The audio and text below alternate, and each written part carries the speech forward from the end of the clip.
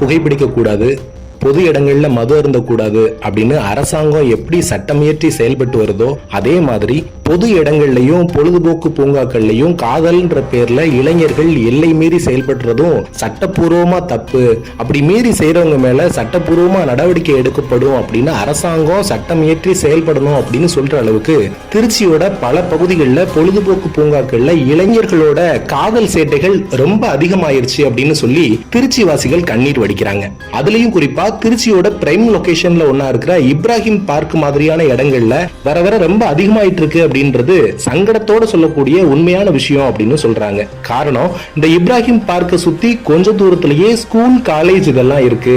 தன்னோட வீட்டு குழந்தைங்க எப்படியாவது ஸ்கூல் படிப்பை, காலேஜ் படிப்பை முடிச்சு அவங்கவுங்க வாழ்க்கையில நல்ல நிலைமைக்கு வந்துட மாட்டாங்களா அப்படின்னு பெத்தவங்க 1000 கனவுகளோட இந்த குழந்தைங்க எல்லாம் ஸ்கூலுக்கு, காலேஜுக்கு அனுப்புறாங்க.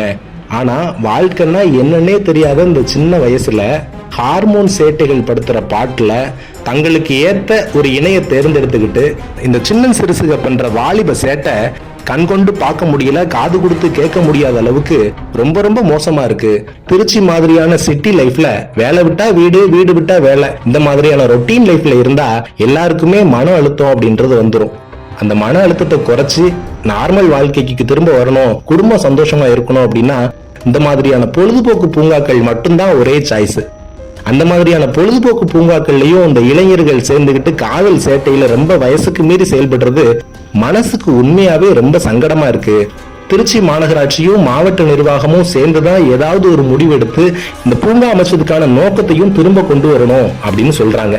அது மட்டும் இல்லாம இளைஞர்கள் இன்னைக்கு தவறான பாதையில போறதுக்கு என்னதான் சோசியல் மீடியா, டெக்னாலஜி, சினிமா இப்படின்னு பல உதாரணங்கள் சொன்னாலும் சுய ஒழுக்கம் அப்படின்னு ஒவ்வொருத்தங்களுக்கு வேணும். அது இருந்தா தானங்க மனுஷன். நம்ம கொடுக்கிற செய்தினால இப்ராஹிம் பார்க்ல மட்டும் இப்படி நடக்குது அப்படின்றது இல்ல. திருச்சியில நாம பொழுதுபோக்குறதுக்கான இடமா சொல்லப்படுற எல்லா இடத்துலயும் இதே மாதிரியான எல்லை மீறல் அப்படின்னு தான் நடந்துகிட்டு இருக்கு. அதனால எல்லா இடங்கள்லயும் தீவிர கண்காணிக்கணும், இந்த மாதிரியான இளைஞர்களை கட்டுப்படுத்தணும் அப்படின்றது மக்கள் வைக்கிற முக்கியமான வேண்டுகோளா இருக்கு.